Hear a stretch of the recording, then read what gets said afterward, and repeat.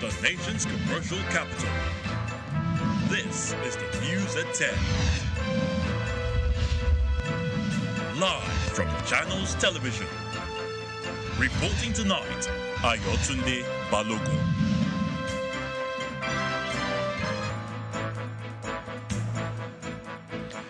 Tonight, Nigeria's ambassador to Sudan, Safiu Olanyo, exonerates the embassy from the bottlenecks associated with the evacuation of students from Sudan.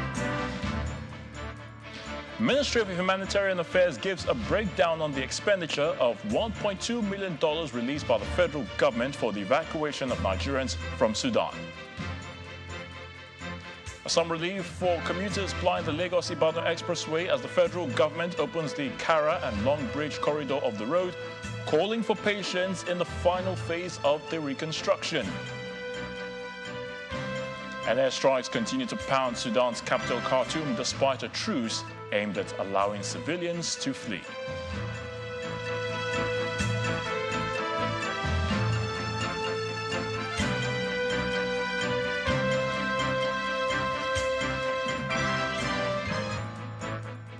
But 2 weeks after an armed conflict between rival factions broke out in Sudan, it's not clear when Nigerians who are caught up in the crisis will be brought back home. Now, in the latest twist to the suspense, Nigeria's ambassador to Sudan, Mr. Safiu Olanyo, is exonerating the embassy from any wrongdoing in the delay in evacuating Nigerians from the war-torn country. According to Mr. Olanyo, the embassy is waiting for clearance from the Ministry of Humanitarian Affairs and NEMA on the buses that have been procured for the exercise.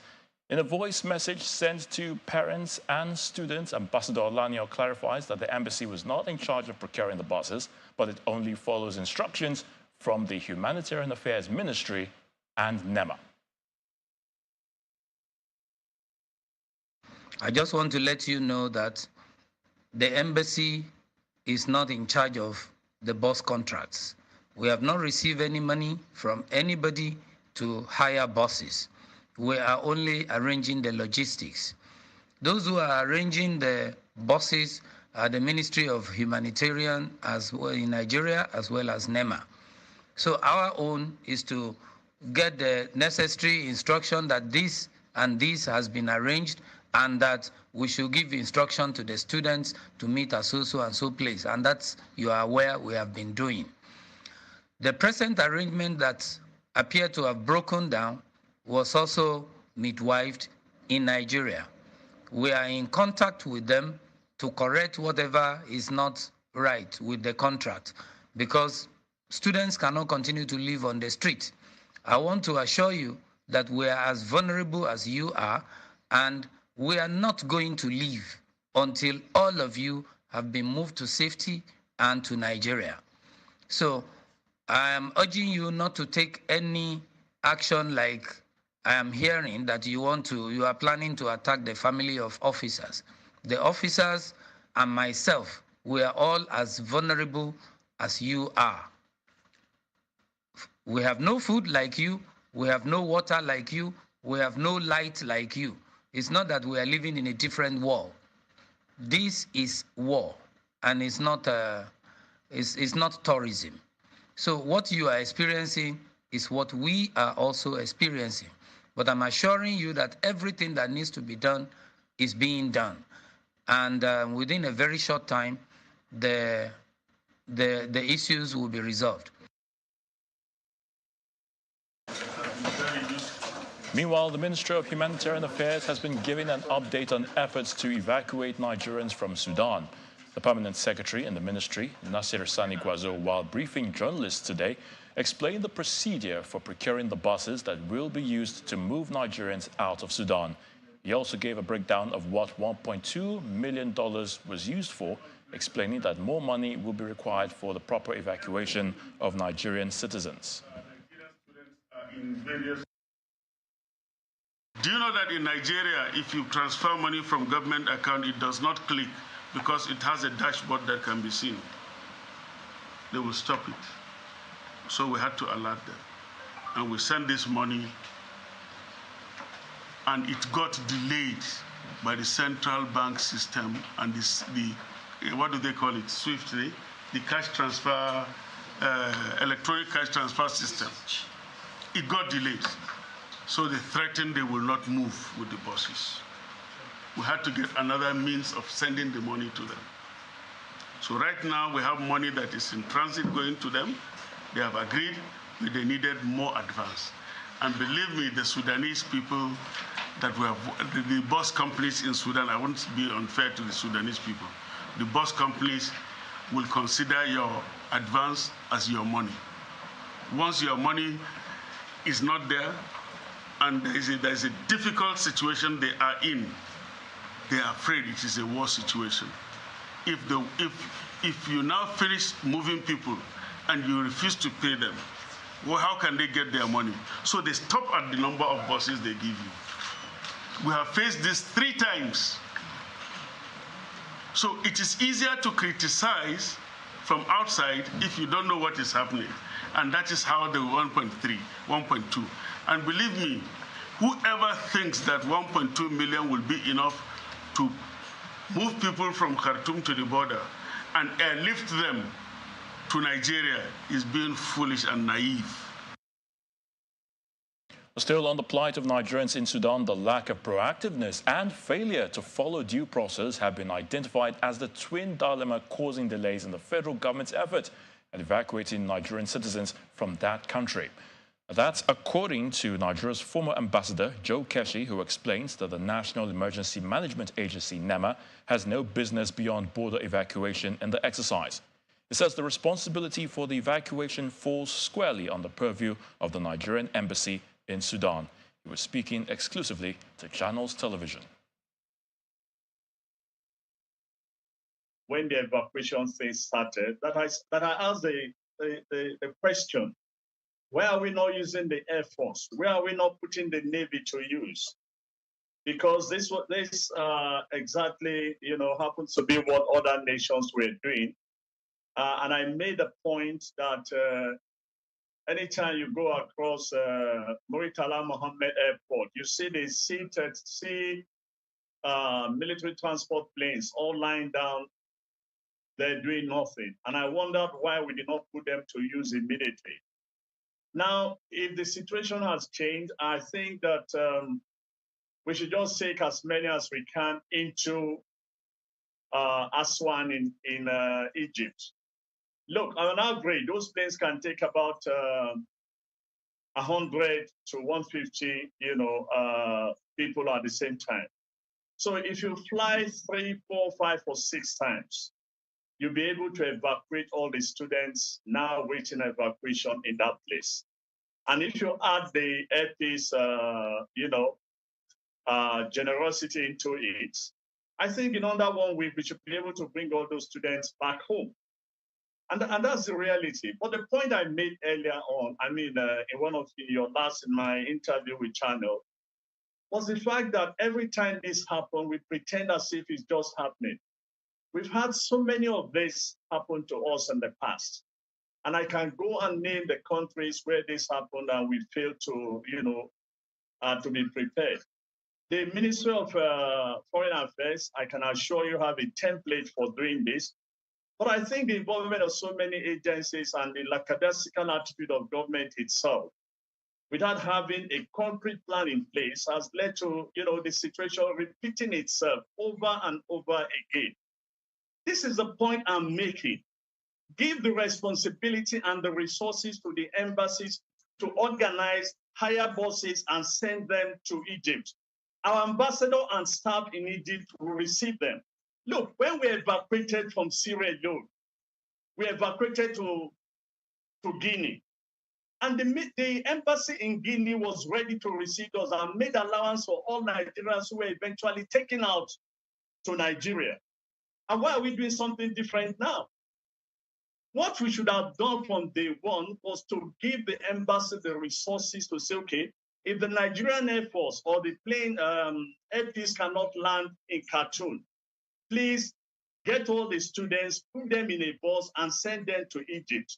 By the time they get to Egypt, the embassy in Egypt should have made an arrangement for them to continue their journey home. They should have been at the border. Away from the evacuation of Nigerians in Sudan and in response to the public outcry over the agonizing gridlock on the Lagos-Ibadan expressway following the construction work in that corridor, the federal government has now opened up the Kara Bridge and Long Bridge to motorists in order to ease traffic. Now, the Ministry of Works and Housing explains in a statement that the intensity of work and the high volume of traffic, which had to be accommodated at the same time, have been complicated by impatience on the part of some motorists. Our correspondent, Dari Idowu, was on the expressway today to capture the experiences of motorists and the current level of work on the road. Flagged off in 2013, the reconstruction of the 127.6-kilometer Lagos-Ibadan expressway is no doubt one of the most talked about and reported road construction in Nigeria. The expressway is divided into two sections, Lagos to Shagamu interchange and from the interchange to Ibadan. Julius Berger is undertaking the reconstruction of the 43.6-kilometer stretch, a shorter but busier section. Mid-last year, a December 2022 deadline was announced for the completion of the project. Not able to meet up, the Minister of Works and Housing, Babatunde Fashola, announced a new date of April the 30th. But on the deadline, the federal government opened the OPIC section, which is between Kara Bridge and the Long Bridge, to traffic. The ministry is confident that this will ease off the bottleneck spilling into the inner roads.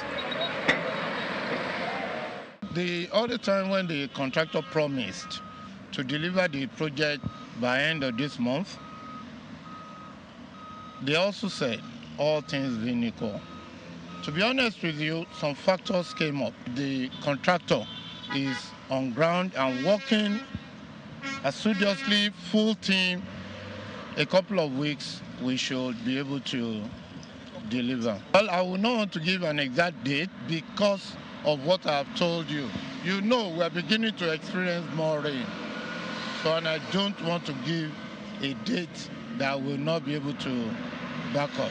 Traffic management officials have got their work cut out for them, but despite their efforts, it's been a long, enduring journey for everyone that plies this axis. The fact that they are doing construction, whatever the condition we meet on there, they have to be custom on our body. Today's traffic has always been usual. So we're imploring the government to look into it so that all this headache we're having on, at times we spend 2 hours on this route. So going out of Lagos State is always difficult for us. So we're begging the government, for God's sake, they should help us. The inner roads are also affected, blocked even on a Sunday. This has been a continuous something. It's a daily experience. So it's not new to you? It's not new to me. I'm used to it now. If in a developed nation, when you are doing a project like this, you don't close. Even night time is even the best time to do project like this. Not when people are busy on the road.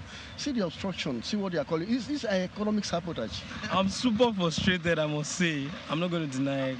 How long have you been in this traffic? So I've been in this traffic for about going to 1 hour now. There isn't a good time to do the road here. I understand that, but they should look for a better way to handle it.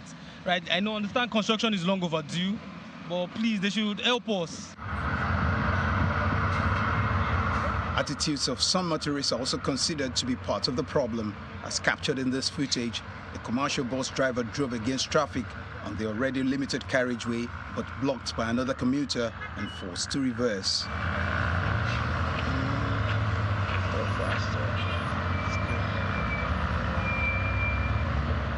As construction work continues on this last stretch of this project, commuters who continue to spend hours of productive time and even spend the night on the expressway can only hope that this episode will be behind them in no time. Dari Idowu, Channels Television News. In part 2 after the break, we'll have more insight into the reconstruction work on the Lagos-Ibadan expressway, and we'll be joined by the Director of Federal Highways Southwest in the Federal Ministry of Works and Housing, Mr. Adedamola Kuti. To join us again.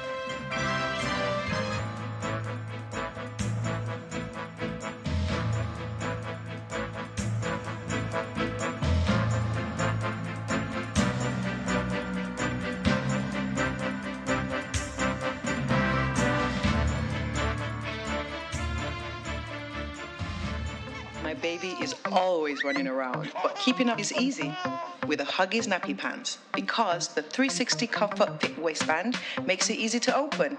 Easy on, easy off, so my baby can keep on exploring. Huggies nappy pants. Try it today. Progress. It is like the tireless rise of the sun, eager for day to break, so that it can take on the world. And that is why, when we travel beyond the land of our birth, we are not afraid to start afresh in search of our glory. This is the sound of progress. Ebubedike, nwanne bụ nwanne, nwoke n'etiti ụmụ nwoke, ịlọghachila n'ebube. Enjoy the new taste of progress.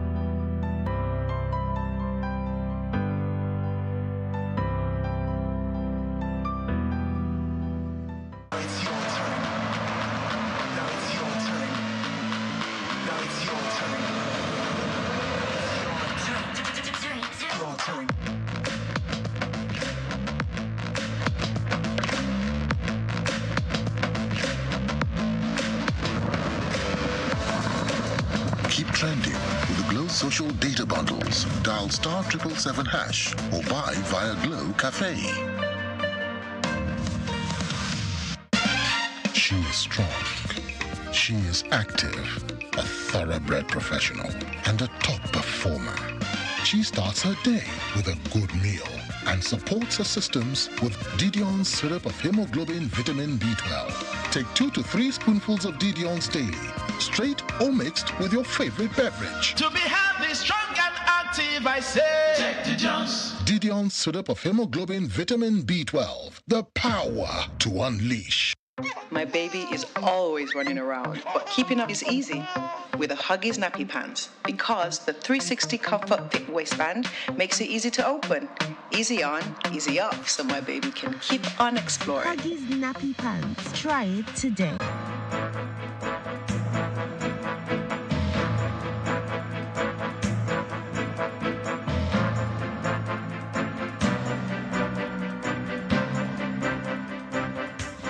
Welcome back. If you've just joined us, you're watching the news at 10 live on Channels Television Lagos. A reminder of our top stories. Nigeria's ambassador to Sudan, Safiu Olaniyan, exonerates the embassy from the bottlenecks associated with the evacuation of students from Sudan. Ministry of Humanitarian Affairs gives a breakdown on the expenditure of $1.2 million released by the federal government for the evacuation of Nigerians from Sudan. Some relief for commuters plying the Lagos-Ibadan expressway as the federal government opens the Kara and Long Bridge corridor of the road, calling for patience in the final phase of the reconstruction. And airstrikes continue to pound Sudan's capital Khartoum, despite a truce aimed at allowing civilians to flee.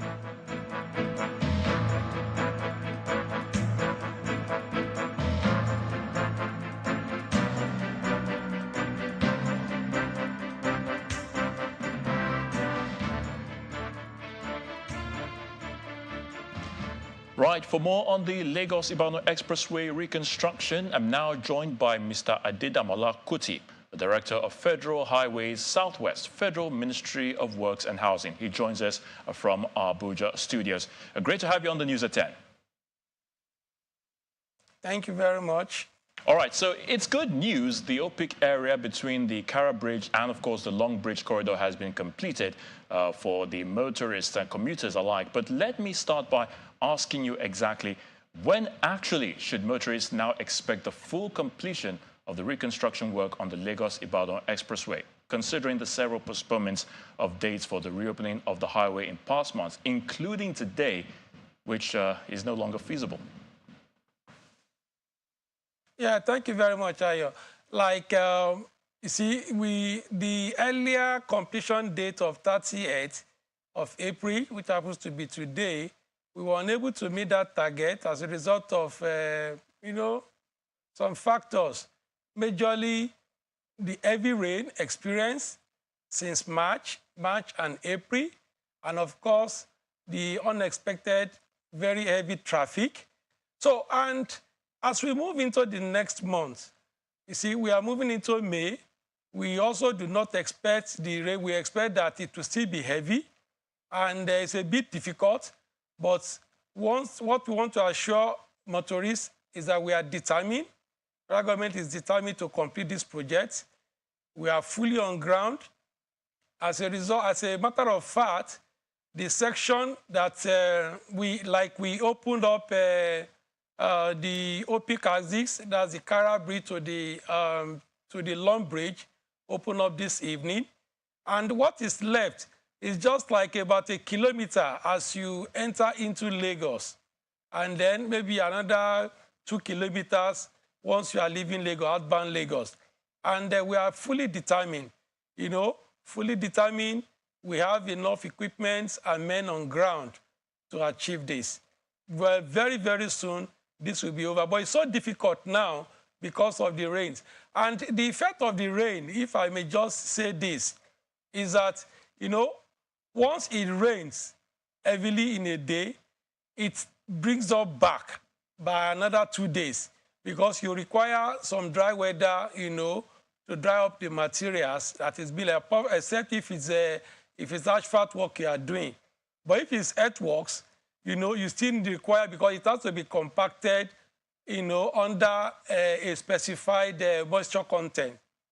All right, so for the fact that we are not in control of the weather, it's a bit difficult, but we are determined to complete it as soon as possible. Okay, so you're telling us now that as soon as possible the project will be completed. You can't give us a specific date actually at this moment in time. And of course, I would also like to ask you... Because of the rain. All right, because of the rain. Well, and the heavy traffic. Well, some of the challenges that you've already talked about, are you saying that they weren't envisaged on the rehabilitation work? And of course, with May 29 fast approaching, how confident are you that this project, when it's fully completed, will be commissioned by the current administration? Like I mentioned earlier, if the weather permits us, we'll be able to complete before the end of May. But as it is now, it will be a bit difficult for me to say precisely because we are not in control of the weather. All right, so can you give us an update on the level of work done? Talking about Section 2 of the Lagos-Ibadan Expressway, that's from Shagamu interchange to Ojo in Ibadan, if I'm correct, in Oyo State. What can you tell us about that? Good. On that Section 2, from Shagamu interchange up to Ibadan, that's up to Ojo, we've already completed work up to a place called Mufta Olaniu. That's around kilometer 115 kilometer. We've already gone beyond the whole toll gate, which is kilometer 105. So we've gone beyond it by about 10 kilometers. So we are right inside Ibadan. And you recall that the Honorable Minister mentioned earlier that, you know, we have the state government, your state government carrying out some drainage work, construction of culverts along that area, precisely at 3 locations, at kilometer 116, and then, of course, that junction that leads to Old Ife Road. So work is also progressing seriously on that side. And, of course, another team is coming from Ojo, coming towards this direction, coming towards the other direction to ensure that we complete this project as soon as possible. All right, so finally, what other features are we likely to see on the entire length of the highway in terms of support infrastructure, especially street lighting, street signs, perhaps speed limit indicators, drains like you already talked about? And what plans are there for enhanced security with the states, talking about Lagos, Ogun, and Oyo State on the project going forward. Yeah, the features are already there. Like on the Lagos side, the section 1, we have provision for street lighting, especially in the township. And then, of course, by the time we enter into the second phase, wherever we believe that street lighting should also be provided, will be provided on section 1. The same thing applies to, to the section 2 of the project. But the most important thing for us is to get the road itself, to connect from Lagos to Ibadan. And as regards the issue of security, we're working with with police, essentially. The last time I was with the commissioners of police in Ogun and I think Oyo State, we are working with them to ensure it's actually their own duty to ensure that there is adequate security on this road. So for now, we are working with them. And then, of course, as you must have noticed, all the cries along Long Bridge are abated. You don't have anybody stopping on that Long Bridge any longer because the stretch on the OP-6, which created a bit of bottleneck last year, December, November, has been completed. And then nobody is stopping on the Long Bridge any longer. So the issue of security breach has been eliminated on that bridge. All right, we'll definitely leave it at that. Mr. Adedamola Kuti, Director of Federal Highway Southwest, Federal Ministry of Works and Housing, we thank you for your thoughts on the news at 10. Thank you for having me. Let's move on. Given the experience of the 2023 general election, the appointment of the chairman of the Independent National Electoral Commission, that's INEC, as well as resident electoral commissioners should now be handed to the National Judicial Council, as previously recommended by the Justice Uwais panel on electoral reform in 2007. Now, that's the view of co-convener, Nigerian Civil Society Situation Room, Mr. James Ugochukwu. He told Channels Television's Ladia Keredoluale on our Election Issues and Personalities Tracking Program, Roadmap 2023, that given the incident that followed the Adamawa governorship supplementary election, this is now an urgent task for the process of further electoral reform. Let it be that if we need our next chairman, we'll ask people to submit their application. They submit the application. The National Judicial Council should look at the applications, reduce the candidates to 3 or so, and of course, take it to National Council of State, to pick one of them and all that. These are the kind of things we are looking at, not the president just picking somebody out of recommendation from party members. And at the end of the day, we will start crying that there is a manipulation of the election or no manipulation. So we should take away that burden from whoever becomes the next chairman. Let it be open for everybody to participate, and we choose our next chairman. The same thing goes for REC. Like, for instance, when they were appointing the last REC now, we raised dust about 4 or 5 of them, that have a relationship or allegiance with state government. Some of them have even contested governorship position and all that. Some of them are card-carrying members. We cried out to high heaven, but they still went ahead to allow these people to become REC at the end of the day. So these are the things we should not be dancing to and fro from. We know the right thing to do, and of course we need to tell ourselves the truth that this is the time to do the right thing. Because the thing is, if we keep on messing our electoral process like this, the whole world is watching, and we'll get to a point that we'll become a laughing stock in the Committee of Nations. And if we are doing an election, nobody will come because they'll be afraid of their life. They will be even concerned at what is going to change in this people's election that is worth even coming to observe and all that. And we'll just be isolated in the scheme of things. For the full interview with Mr. James Ugochukwu, do watch Roadmap 2023 tomorrow, Monday, May the 1st at 9 p.m. right here on Channels Television. The Socio-Economic Rights and Accountability Project, SERAP, has sued the Independent National Electoral Commission, INEC, for failing to probe state governors and their deputies over alleged electoral violence. A SERAP by this action has been added to the list of plaintiffs INEC will be facing besides political parties at the courts.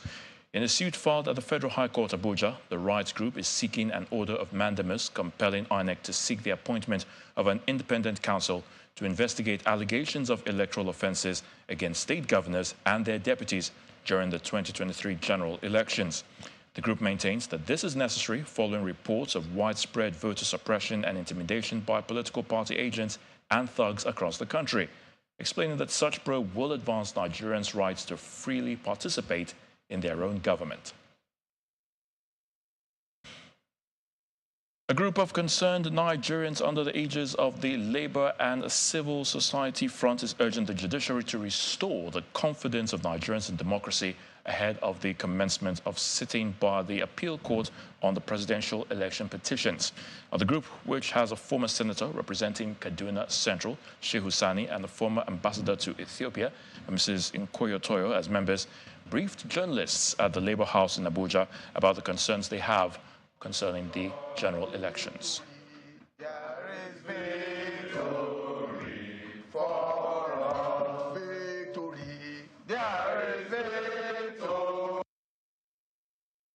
As vanguards of Nigeria's democratic heritage, we are calling for a return to a rules-based democracy in which Nigerians can remain hopeful that their sacrifices of participating in elections will ultimately count. Therefore, as affected individuals and parties resort to the courts as the main conflict-resolving mechanism, we hope that the judiciary, as the final arbiter, will ensure that the malfeasances of those powerful individuals and their corrupt allies will not be rewarded, but rather they'll be discredited and punished. We doubt whether judiciary is still the last hope of the common man. Now the destiny of the country hangs on them. This is either they fulfill it or they betray it once again. There's a lot. The acronym "go to the court" these days is now shameful. When people tell you go to the court, they are telling you that that's the end of the matter. Somebody will steal your yam and say go to the court. On what basis are those statements being used? That's the level of ridicule that the judiciary has been brought to. And as Nigerians, we all need to come out to rescue the judiciary, or else there will be no need to continue to, go to court. Let's head to the north-central part of the country and some sad news. An unspecified number of persons have allegedly been abducted after bandits attacked some communities in Paikoro local government area of Niger State. The incident reportedly occurred on Friday and Saturday when gunmen attacked the villages of Esan, Koitapi, Wuda, Loitapi, among others. They are said to have operated for several hours, carting away cattle and cash, while many houses were destroyed in the affected communities. Operatives of the National Drug Law Enforcement Agency, the NDLEA, have seized 126 parcels of Canadian Loud, a synthetic strain of cannabis weighing 63 kilograms, concealed in a used Toyota Corolla car imported from Toronto, Canada, at the Tin Can port in Lagos. This is even as an attempt by a freight agent, Modi Chukwemeka Samuel, to export 900 grams of the same substance, Loud, hidden inside walls of a traveling bag containing food items to Kenya, was thwarted by NDLEA officers at the Sako export shed of the Murtala Mohammed International Airport, Ikeja, Lagos, on Saturday, April 29th. Also, in Benue State, operatives of the NDLEA have recovered 859 bottles of codeine-based syrup weighing 117.3 kilograms, abandoned by a suspected dealer by some kilometers away from a checkpoint along the Enugu-Otokpo Road. 2 suspects were also arrested with 20 blocks of cannabis weighing 11.2 kilograms concealed in a bag of cassava flakes along the Zaria-Kano Road. The National Population Commission, NPC, is assuring Nigerians that this year's National Housing and Population Census, earlier scheduled to hold from Wednesday to Sunday, that's from May the 3rd to the 7th this year, will still hold at a later date to be announced soon. Addressing the news conference in Abuja, the Director of Public Affairs of the Commission, Dr. Isiaka Yahaya, explains that the census was only rescheduled and not postponed indefinitely. He adds that the new date will be announced after the incoming administration of Senator Bola Tinubu has been sworn in. 2023 is something that it's a process that has started. So you can't really postpone something that has started, but it's only a part of it that has been rescheduled. So we want to provide explanation around that, but maybe if you call it reasons, we'll do that. The second one is to also guide against misconception, misrepresentation around this issue of postponement. We believe that we can count on you to take the right message here and explain things as they are. So that's the second reason. And the third and final one is to appraise you of the next step ahead. The statement by the Honorable Minister of Information actually talked about this. That's the President has directed that preparation for the 2023 census should continue. Let's talk education now. The Registrar of Joint Admissions and Matriculation Board, JAMB, Professor Ishak Oloyede, has commended the conduct of the ongoing 2023 Unified Tertiary Matriculation Examination across the country, describing it as smooth, despite the initial hitches experienced on this first day of the exam. Professor Oloyede, who gave the assessment in Lagos while monitoring the examination in some centers, also explained that examination malpractice has drastically reduced because of measures introduced to check and tackle the menace. He, however, expressed disappointment with the conduct of 20 computer-based test centers found wanting nationwide, adding that they would be sanctioned for failure to comply with the guidelines governing the conduct of the UTME. I'm so impressed that even throughout the country, the level of examination impersonation, examination malpractice that we have now, minimal, very, very minimal. Minimal, in fact, below the international standard. There is always room for improvement anywhere. I cannot pinpoint and say this is the area, but if you can see that, yes, our CBT centers, they have improved a lot. Up till now, maybe we have less than 20 out of the 708 that we eventually. So we should also tolerate, we should also be tolerant of the fact that we cannot be perfect overnight. If JAMB should establish its own center, 708, there will still be human beings. We won't import people to work there. There will be the human factor. Everybody is working well. The centers also have improved, but that does not mean that the 20 centers that have failed, we will not sanction them. We will have to delist them because the moral problem is that we also had problem on the first day. What right do we have to sanction them? But we expected those problems because we are trying something. You have been on with us.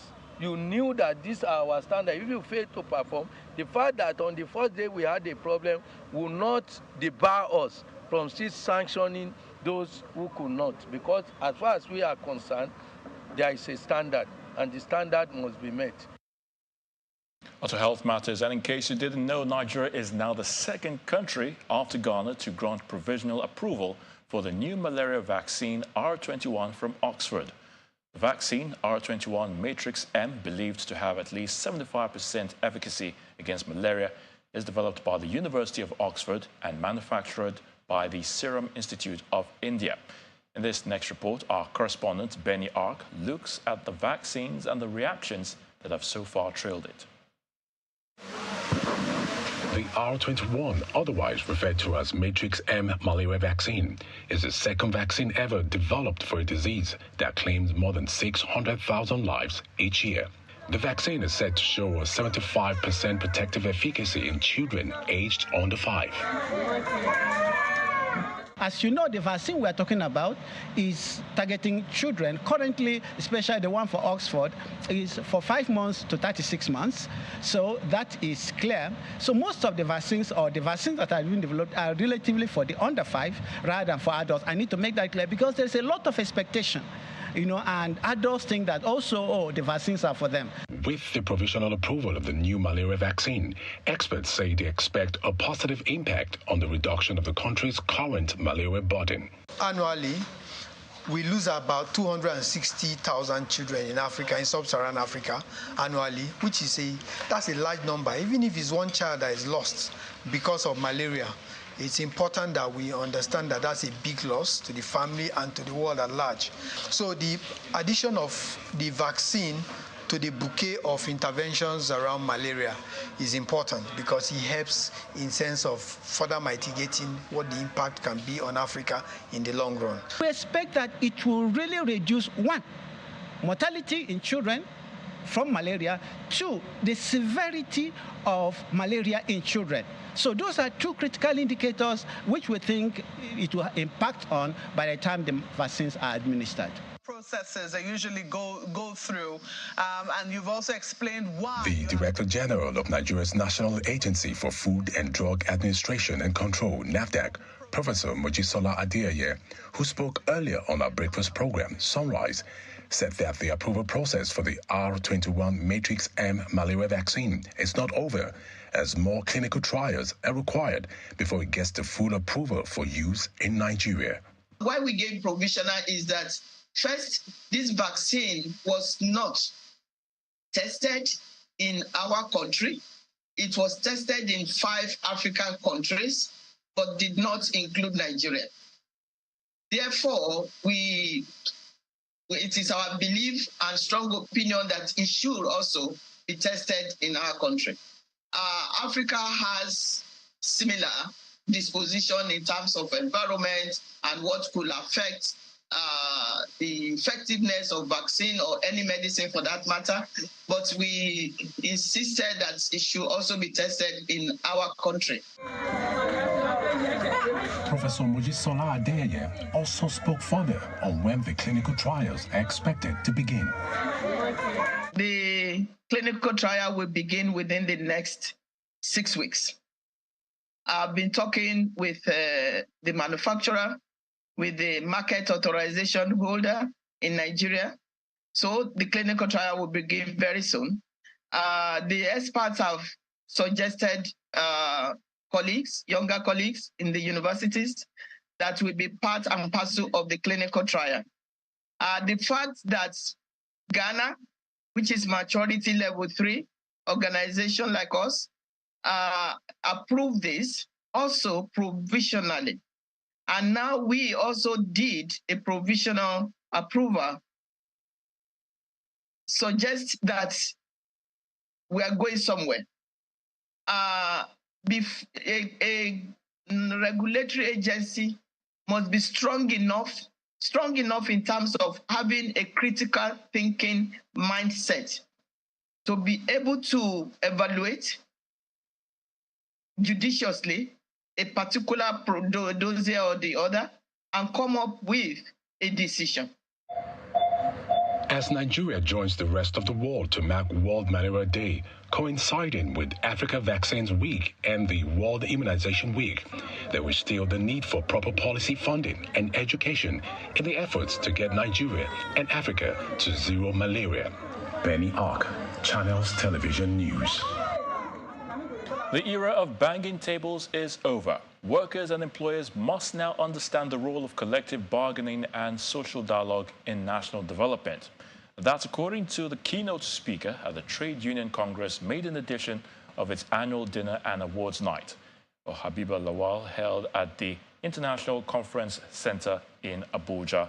Now, according to Mrs. Habiba Lawal, trade unionism plays a critical role in the socio-economic development and cohesion of any economy.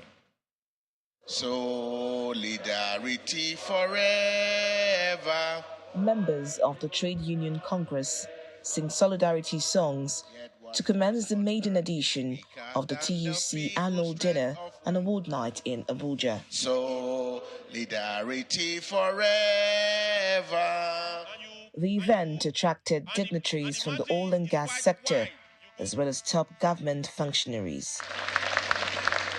In his welcome address, the TUC president explains the rationale behind the event. I'm extremely excited to be standing before you today to welcome you to this event, because you are the men and women that have turned the face of work in Nigeria.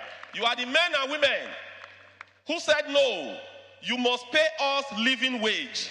So, comrades, I wish to welcome every one of us to this event. I want us to relax and enjoy every moment, because we strongly believe that we must give back to Nigerian workers. Thank you so much. For the keynote speaker, the event provides an opportunity for workers and their employers to reflect on how to reduce friction and build cohesion through social dialogue. While recognizing and applauding the TUC for their hard work, diligence, and sacrifice, I'm urging the leadership to continue to build on the areas of political will, trust, and commitment to engage in social dialogue by all parties. As far as government is concerned, it improves the democratic process. It promotes national integration and hence development. Social dialogue is an inclusive and democratic way of making decisions, and in this way, the challenges that can affect social peace can be solved. The high point of the event is a presentation of awards to the awardees for their various contributions to the welfare of Nigerian workers. Congratulations, Your Excellency. Some governors, including the governor of Edo, Gombe, and Rivers State, who were all represented here, also got awards for their outstanding performance in the payment of pensions and gratuity. The TUC Dinner and Award Night is a new innovation the Workers' Union says it will use to cultivate and strengthen mutual relationship between workers and their employees. And now to the arts. Introspection is a traveling exhibition by contemporary artist Muyiwa Akinwolere at the Thought Pyramid Arts Center in Lagos. The artist presents works of art that capture social issues in a light-hearted and sarcastic way. We see some of these images on Art Review tonight.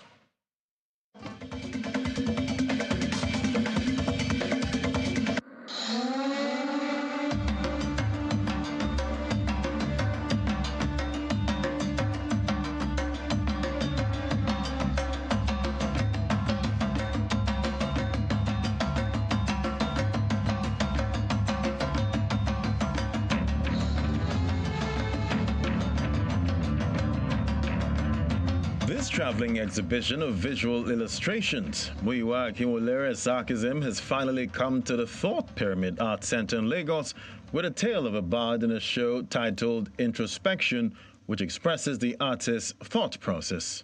To introspect is to think deeply, to reflect. And the idea is it's about illustrating my thought process over a period of time. I have created different body of work for many years that I've been practicing, and I was thinking that I would like to have a show where all these different body of works that depicts the movement of how my career has evolved over the years, I could pull them together in a show. So that it could not just be for the show alone, but as a sort of documentation of what I've done in a period of my career. In this documentation, the stories, which are told through an array of exciting paintings, explore different issues in the society, from the political, social, economical, emotional, and other aspects of human existence, especially within the Nigerian space, by being sarcastic. Muyiwa Akinwolere is an artist who is very sarcastic. He looks at the situation of the country, politically and socially, and he talks about them in a satiric way, even though they are funny, but they are visuals that make you think, that makes you look at what's happening and what you think you can do. Why are these things happening? So in a way, when you look at his works, you tend to start questioning yourself for what is happening around you. So that's why you may want to engage his works. The topics displayed by Muyiwa Akinwolere in this solo show are issues that people will be able to relate to and hopefully affect their peace of mind positively.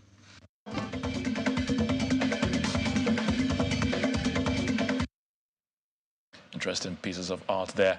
Let's move on. And outside our shores, airstrikes have pounded Sudan's capital, Khartoum, despite a truce aimed at allowing civilians to flee. The army said it was attacking the city to flush out its paramilitary rivals, the Rapid Response Forces, RSF. The fighting intensified even as the warring sides said they will extend the truce by another 3 days. More than 500 deaths have been reported, with the true number of casualties believed to be much higher. Millions remain trapped in Khartoum.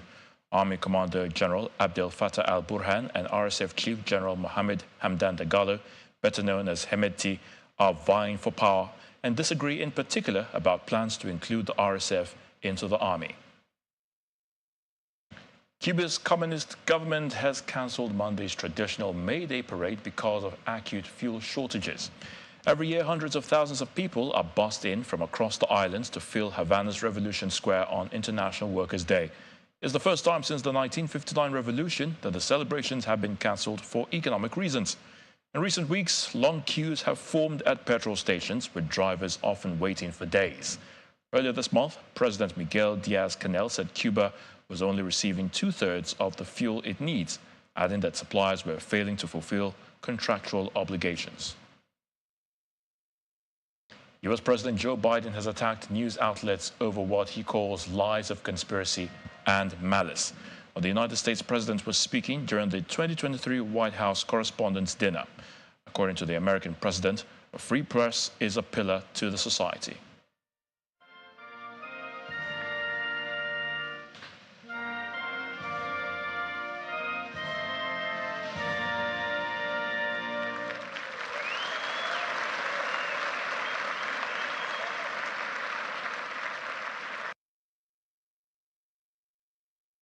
Truth matters.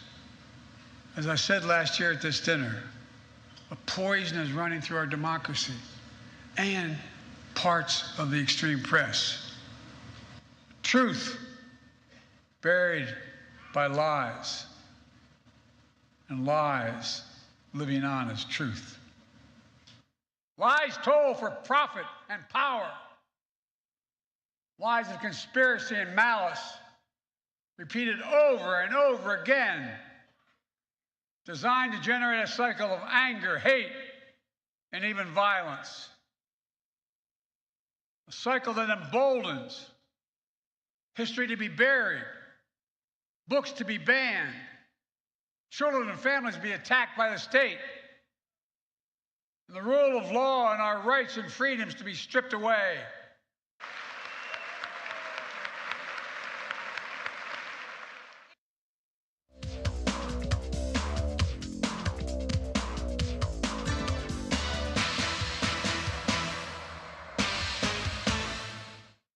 Welcome to Sports News. Nigeria's Golden Eaglets have begun their quest for a third Under-17 Africa Cup of Nations title with a 1-0 victory against Zambia in Group B in the opening match played earlier today. While the match recorded a goalless draw at halftime as both teams were defensive-minded.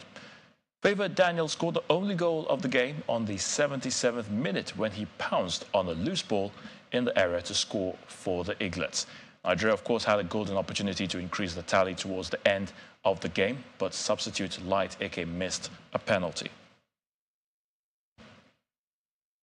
In England, Manchester City beat Fulham 2-1 to leapfrog Arsenal and go top of the Premier League table after recording yet another impressive victory under pressure earlier today. Newcastle and Manchester United also recorded wins to close in on a top 4 finish.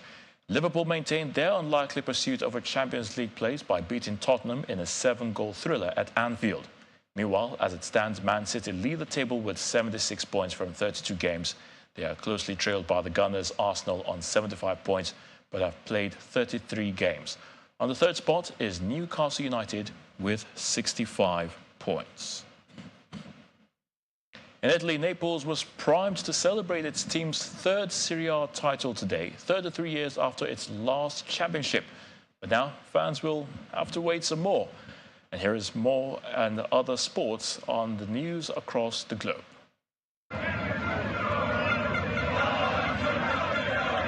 Napoli fans flocked to Maradona Stadium on the day they could clinch the Serie A title. But will have to wait a bit longer to seal a first Serie A title in 33 years after being held to a 1-1 draw by Salernitana on Sunday.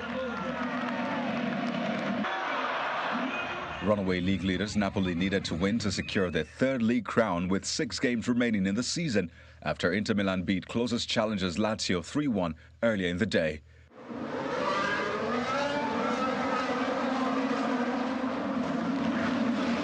In the racetrack, Sergio Perez wins Sunday's Azerbaijan Grand Prix with teammate Max Verstappen in second to ram home Red Bull's supremacy over the rest of the Formula One grid. Perez is now 6 points behind Verstappen with 2 wins each after 4 rounds.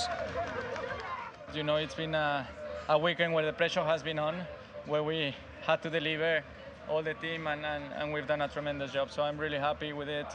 Really proud of my team, and an excellent result for the championship. I can only think back of the problems we had in Melbourne. I think without those, we should be leading the championship. But for now, I cannot think back. I can only think forwards, and I'm only thinking now on Miami.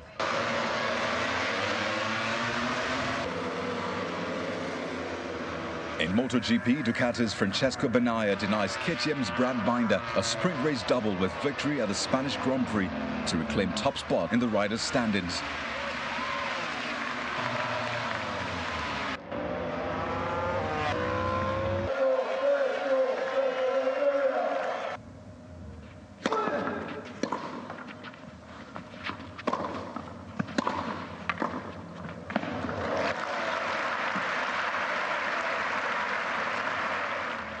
Andrei Rublev eases into the last 16 of the Madrid Open with a 6-2, 7-5 victory over Yoshihito Nishioka of Japan. The Russian will next face Russian compatriot Karen Khachanov.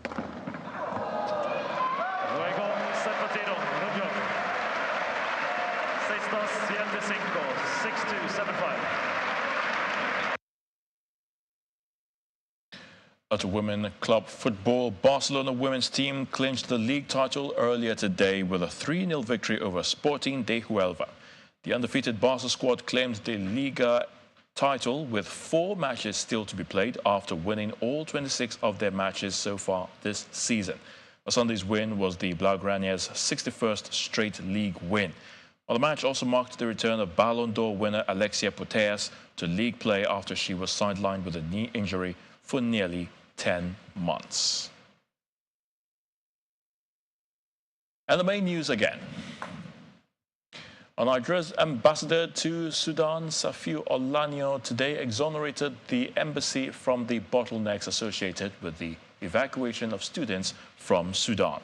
The ambassador, who was reacting to alleged reports of plans to attack the embassy staff, appealed for patience from Nigerians as efforts are being made to evacuate Nigerians from that country. Also, the Ministry of Humanitarian Affairs has given a breakdown on the expenditure of $1.2 million released by the federal government for the evacuation of Nigerians from Sudan.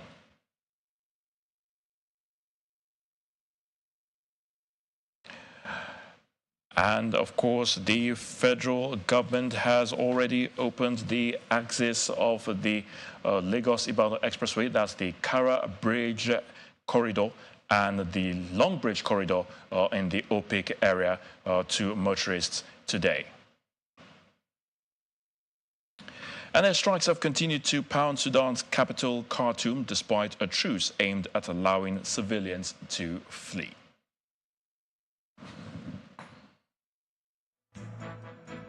And that's the news at 10 tonight. Thank you so much for watching. I'm Ayo Tunde Balogun. Have a good night.